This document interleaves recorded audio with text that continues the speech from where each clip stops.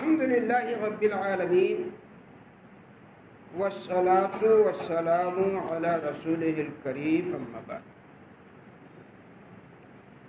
اعوذ باللہ السمیع العلیم بسم اللہ الرحمن الرحیم کل نفس ذائقۃ الموت۔ سورہ آل عمران آیت نمبر 185 کا پہلا حصہ ہے کل نفس ذائقۃ الموت، کہ بے شک ہر جان کو اور ہر جاندار کو موت کا مزہ چکھنا ہے۔ معلوم ہی ہوا کہ موت ایک اٹل حقیقت ہے جس کو ہم جانتے ہیں لیکن اس کی تیاری نہیں کرتے۔ موت کے تعلق سے اللہ تبارک و تعالی نے فرمایا اینما تکونوا یدرککم الموت ولو کنتم فی بروج مشیدہ، کہ تم جہاں کہیں بھی رہو گے موت تم کو پکڑ لے گی، بھلے تم مضبوط قلعے کے اندر کیوں نہ رہو۔ اور ہم خود دنیا کے اندر خود دیکھتے ہیں کہ موت جھوپڑی کے اندر بھی آتی ہے، حویلی کے اندر بھی آتی ہے، بستر کے اوپر بھی آتی ہے اور بیچ سڑک کے اوپر بھی آتی ہے۔ بچپن کے اندر بھی موت آتی ہے، جوانی کے اندر بھی، بڑھاپے کے اندر بھی۔ موت ایک اٹل حقیقت ہے۔ دوسرے مقام پر اللہ تبارک و تعالی نے فرمایا قل ان الموت الذی تفرون منہ فإنہ ملاقیکم، کہ اے نبی صلی اللہ علیہ وآلہ وسلم آپ ان کو کہہ دیں، ان سے فرما دیں کہ وہ موت جس سے تم بھاگنا چاہتے ہو وہ موت تم سے ملاقات کر لے گی۔ تم بھاگنا چاہو گے لیکن موت اپنے وقت پہ آئے گی،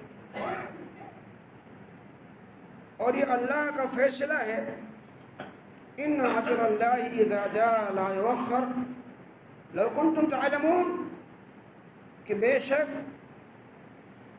اللہ تبارک و تعالی کا جب مقررہ وقت آ جاتا ہے تو وہ آگے پیچھے نہیں ہوتا۔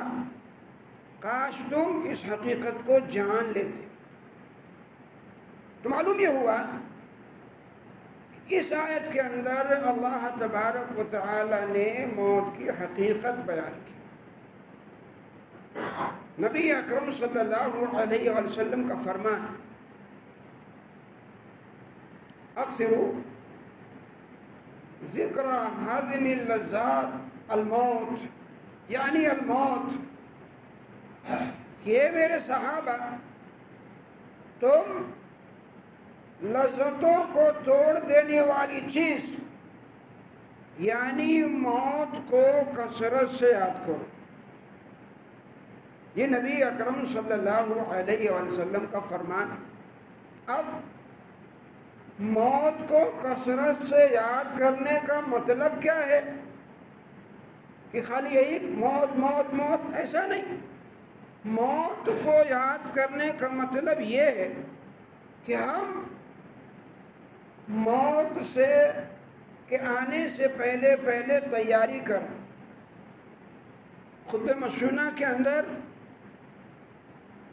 جو نبی اکرم صلی اللہ علیہ وسلم ہر خطبے کے اندر پڑھتے تھے وہ سورہ آل عمران کی آیت ہے، جس کے اندر کیا ہے کہ لوگوں جو ایمان لائے ہو اللہ تبارک و تعالیٰ سے ڈرتے رہو اور تمہاری موت نہ آئے مگر ایسی حالت میں کہ تم مسلمان رہو۔ اب کب کس کی موت آ جائے کسی کو نہیں خبر، اس لیے ہر وقت اپنے آپ کو مسلمان بنا کے رکھنا ہے، اور کوئی بھی مسلمان ایسا نہیں ہے کہ وہ نہ جانتا ہو کہ مسلمان کیسے بنتے ہیں۔ عمل نہیں کرتا الگ بات ہے، لیکن ہر مسلمان جانتا ہے کہ 5 وقت کی نماز پڑھنی چاہیے، رمضان کا روزہ رکھنا چاہیے، مال آ گیا ہے تو زکوٰۃ دینی چاہیے، اور طاقت اور استطاعت ہے تو حج کرنا چاہیے۔ جانتے سب کچھ ہیں لیکن عمل نہیں کرتے۔ تو نبی اکرم صلی اللہ علیہ وسلم نے کیا فرمایا کہ تم لذتوں کو توڑ دینے والی چیز موت کو کثرت سے یاد کرو۔ اور ایک موقع پر نبی اکرم صلی اللہ علیہ وآلہ وسلم قبرستان کے اندر تھے، ایک قبر کے پاس بیٹھے ہوئے تھے، وہاں تجہیز و تکفین کا معاملہ تھا، آپ بیٹھے ہوئے ہیں اور ایک چھوٹی سی لکڑی سے زمین کھرید رہے ہیں، یعنی اپنے غم کا اور رنج کا اظہار کر رہے ہیں۔ اور ایسے آپ نے فرمایا کہ میرے صحابہ کہ تم اسی چیز کے لیے تیاری کرو، یعنی یہ قبر جو ہے، جس قبر کے اندر ابھی مردہ دفن کر ہونے والا ہے، اس قبر کے لیے تم تیاری کرو۔ آج تم اپنے کسی بھائی کو نہلا کر کے غسل دلا کر کے جنازے کی نماز پڑھ کر کے لائے ہو قبر کے اندر دفن کرنے کے لیے، اور آنے والے دنوں میں تم ہی اسی مقام پہ پہنچنا ہے، اس لیے تم ایسی چیز یعنی یہ کہ قبر کی تیاری کرو۔ یہ موت کے متعلق حقیقت ہے۔ موت سے کس کو رستگاری ہے؟ آج وہ کل ہماری باری ہے، یہ ہمیشہ سے طریقہ آ رہا ہے کہ آج ہمارا کوئی بھائی اللہ کو پیارا ہو گیا، آنے والے دنوں میں ہم کو موت آنے والی ہے، اس لیے اس کو تیاری کر۔ تو گویا کہ آیت کا پہلا موضوع آپ کے سامنے پیش کیا گیا کہ ہر جاندار کو موت کا مزہ چکھنا ہے۔ اب کرنا کیا ہے؟ اس کے لیے ہمیں کیا کرنا ہے؟ ساری چیزیں اللہ کی کتاب قرآن کے اندر اور نبی اکرم صلی اللہ علیہ وسلم کے فرمان احادیث کے اندر موجود ہے۔ قرآن کریم کی ایک سورہ ملک،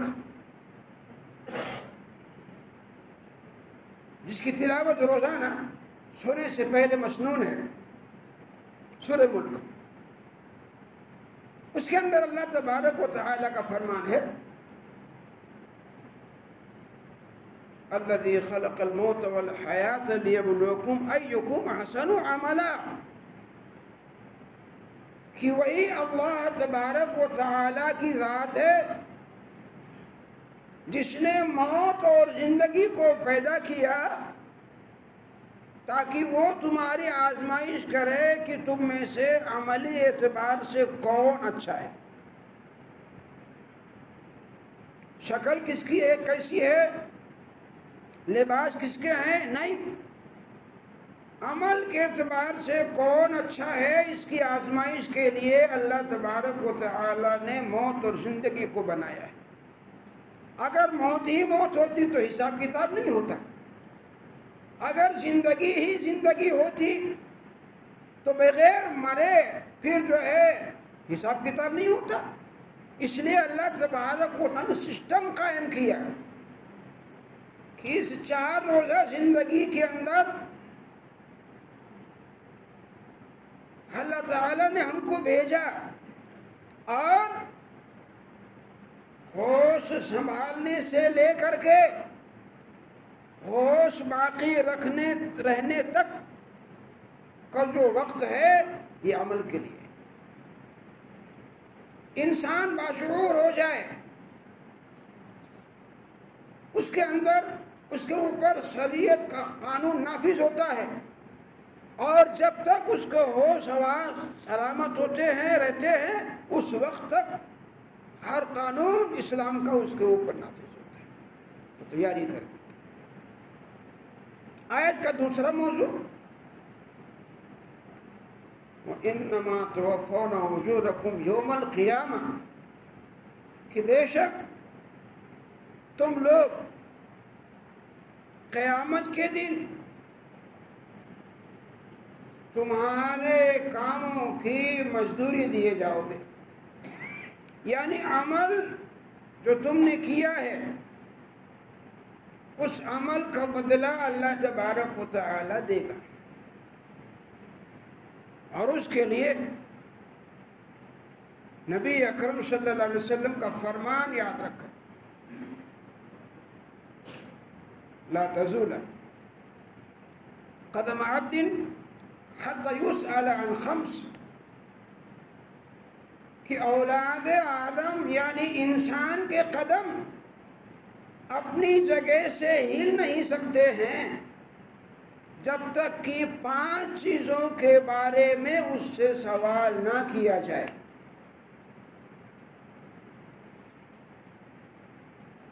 قیامت کے دن اور محشر کے میدان کا نقشہ پیش کیا نبی اکرم صلی اللہ علیہ وسلم نے،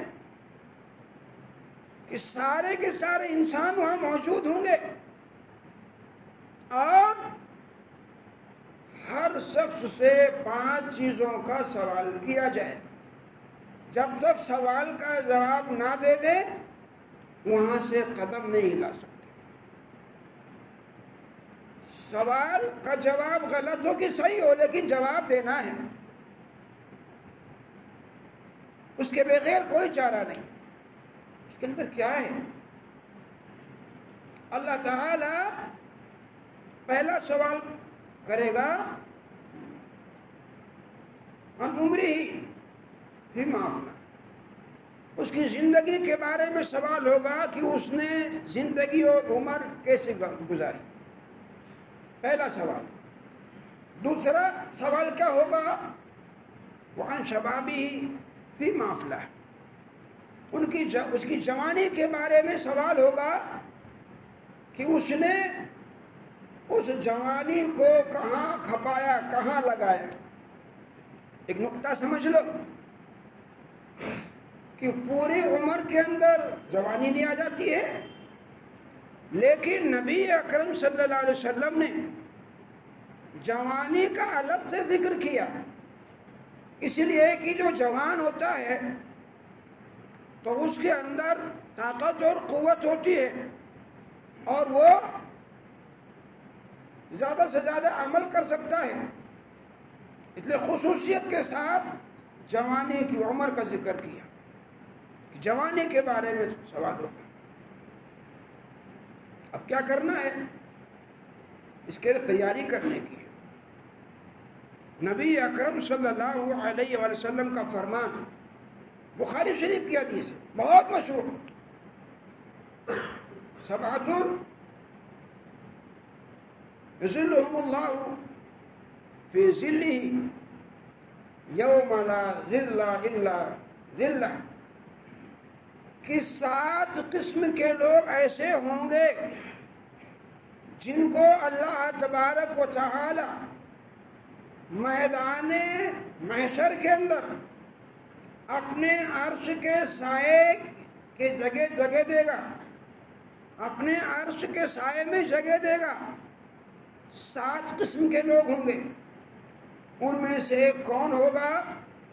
وہ نوجوان کہ اس نوجوان کو حسب و نسب، خوبصورتی اور جمال والی عورت اس کو اپنی طرف مائل کر رہی ہے برائی کے لیے، بدکاری کے لیے، لیکن وہ کیا کہتا ہے؟ انی اخاف اللہ، کہ میں اللہ تبارک و تعالیٰ سے ڈرتا ہوں. ایسی جوانی ہونی چاہیے. سارے اسباب موجود ہیں. حسب نسب والی عورت ہے، مال ہے، خوبصورتی ہے، کوئی دیکھنے والا نہیں ہے، اور آگے سے آفر ہو رہا ہے. اس کے باوجود صرف اللہ کا خوف دل کے اندر رکھتے ہوئے انی اخاف اللہ، کہ میں اللہ تبارک و تعالیٰ سے ڈرتا ہوں. ایسی جوانی بن جائے تو گویا کہ اللہ تبارک و تعالیٰ کے عرش کے نیچے جگہ مل سکتی. اور یہی ایک بات اور یاد رکھیں، اسی حدیث کے اندر 7 قسم کے لوگوں کے اندر ایک شخص وہ بھی ہوگا، رجل ذکر اللہ خالیا ففاضت عیناہ. ایک انسان یعنی ایک مسلمان جس نے تنہائی کے اندر اللہ تبارک و تعالی کو یاد کیا اور پھر اس کی آنکھوں سے آنسو جاری ہو گئے. اب یہاں پوائنٹ سمجھ لو کہ تنہائی کا ذکر کیوں ہے. تنہائی کا مطلب یہ ہے کہ ریاکاری اور دکھاوا نہیں ہے. مسجدوں کے اندر کتنوں کا آپ نے دیکھا ہوگا کہ ایک دو رو رہا ہے، دوسرا دیکھا دیکھا رو رہا ہے، دیکھا دیکھی رو رہا ہے. اور ایسے بھی ہوتے ہیں کہ دوسروں کو دکھانے کے لیے رو رہے ہیں کہ دیکھو میں کتنا پرہیزگار ہوں کہ میں رو رہا ہوں. کتنے ایسے ہوتے بناوٹی میں رو لیتے ہیں. اسی لیے کنڈیشن ہے کہ مسلمان جس نے تنہائی کے اندر اللہ تبارک و تعالی کو یاد کیا اور اس میں پھر اس کی آنکھوں سے آنسو جاری ہو گئے. اللہ کو یاد کرنے کا مطلب کیا ہے؟ کہ اللہ کا خوف دل کے اندر رکھے، عذاب قبر کا خوف اس کے اندر ہو، حساب کتاب کا خوف دل کے اندر آئے. ایسے سوچ بنا کر کے اللہ تبارک و تعالیٰ کو یاد کرتا ہے، اس کی آنکھوں سے جاری ہو جاتے ہیں آنسو، تو پھر اللہ تبارک و تعالیٰ اس کو اپنے عرش کے سائے کے اندر لے گئے. بات کہاں سے نکلی تھی کہ اللہ تبارک و تعالی جوانی کے بارے میں سوال کرے گا. آج ہر قسم کے ہر شخص کے آدمی کے پاس ڈبہ رہتا ہے. یہ ڈبے کے اندر ہر برائیاں موجود ہیں، اچھائیاں بھی ہیں، برائیاں بھی ہیں، لیکن چھپ چھپ کر کے برائیاں کرتے ہیں، بے حیائی کا ارتکاب کرتے ہیں اور اللہ تبارک و تعالیٰ کا خوف نہیں رکھتا. تو فرمایا کہ قیامت کے دن اللہ تبارک و تعالیٰ دوسرا سوال کرے گا جوانی کے بارے میں کہ اے جو نوجوان، تم کو میں نے زندگی کے ساتھ ساتھ جوانی دی تھی، تم نے جوانی کو کہاں کھپایا. مال کے بارے میں 2 سوال ہوگا. پہلا اور دوسرا ہو گیا زندگی کے بارے میں، اور اس کے بعد پھر دوسرا سوال ہوگا جوانی کے بارے میں، پھر مال کے بارے کی مال تم نے کہاں سے کمایا اور کہاں خرچ کیا. مال کا پہلا سوال جو اس سیریل کے اندر تیسرا نمبر ہے، فی محنت مسا اینا تصاوت کہ اس نے مال کو کہاں سے کمایا ہے، اور دوسرا فیما انفقا، چوتھا سوال ہوگا کہ اس مال کو اس نے خرچ کہاں کیا۔ جب تک سوال نہیں جو گے اللہ تعالیٰ کے سامنے سے قدم ہل نہیں سکتا ہے۔ تو جائز طریقے سے مال کمانا بھی ہے اور جائز راستے کے اندر خرچ بھی کرنا ہے۔ یہ 4 سوال ہو گئے۔ 5واں اور آخری سوال کیا ہوگا؟ وَمَاذَا عَمِلَ فِيمَا عَلِمَ، کہ جس نے، اس شخص نے جو علم حاصل کیا تھا اس کے اوپر عمل کہاں تک کیا ہے، یہ سوال ہوگا۔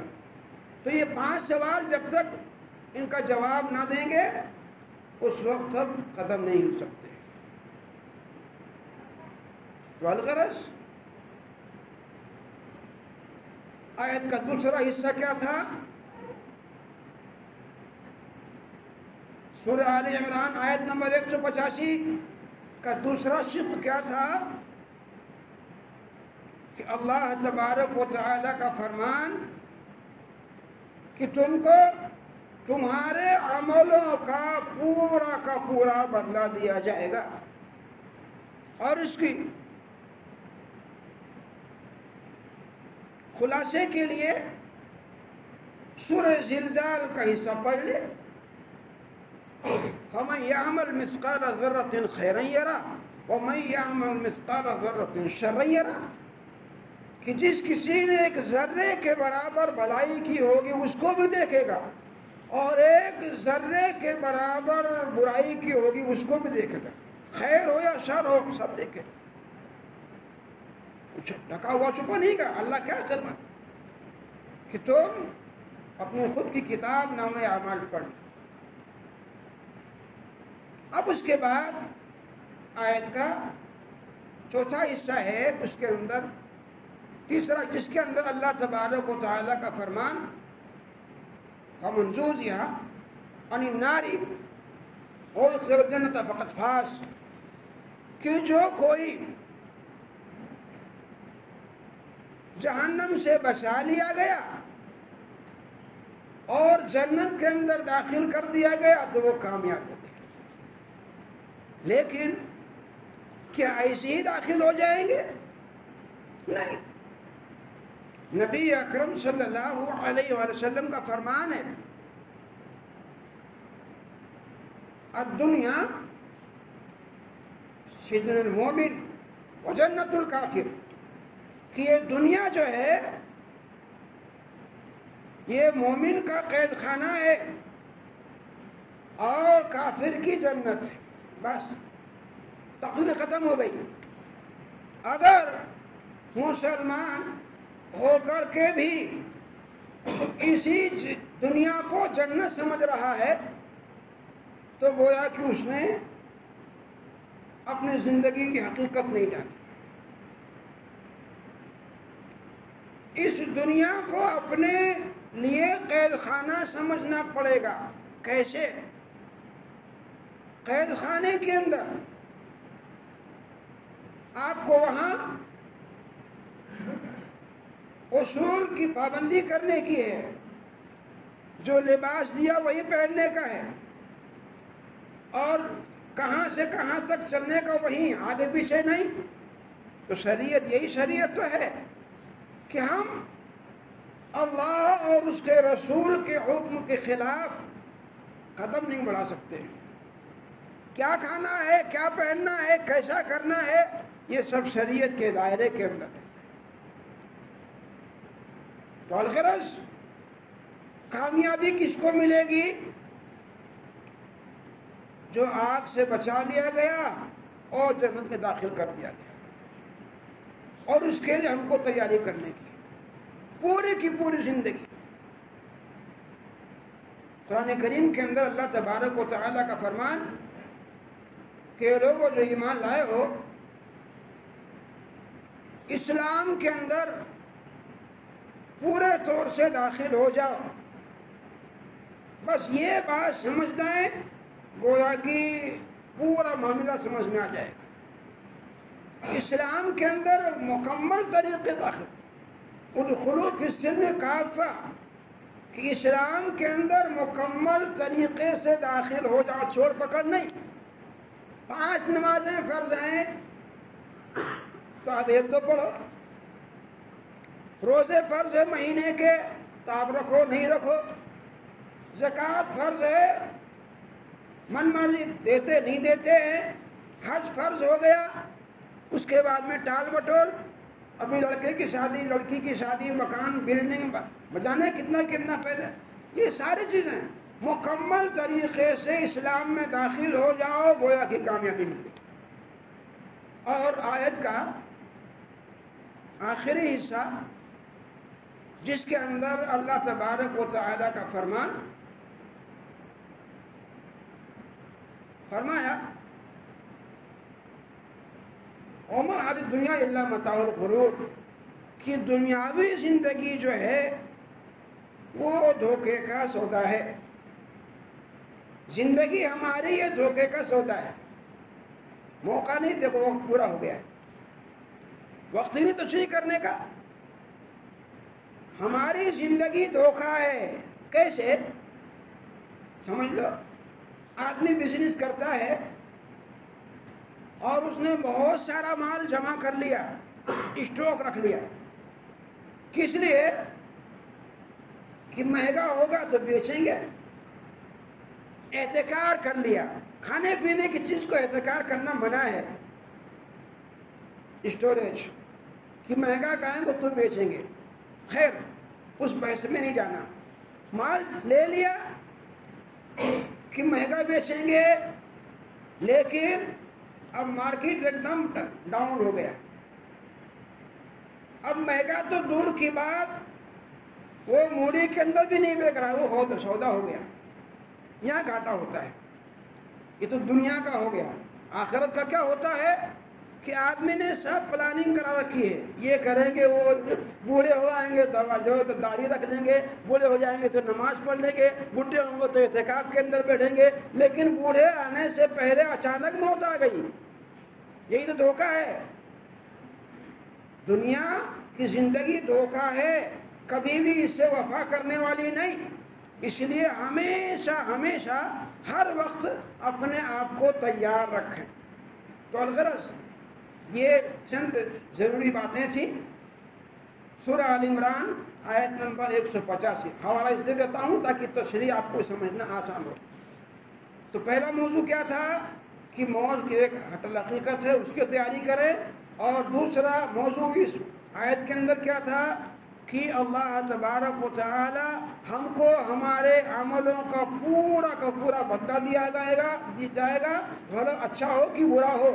اور تیسرا موضوع یہ ہے کہ ہمارے اعمال اچھے ہوں گے جبھی ہم جنت کے داخل ہو سکتے ہیں۔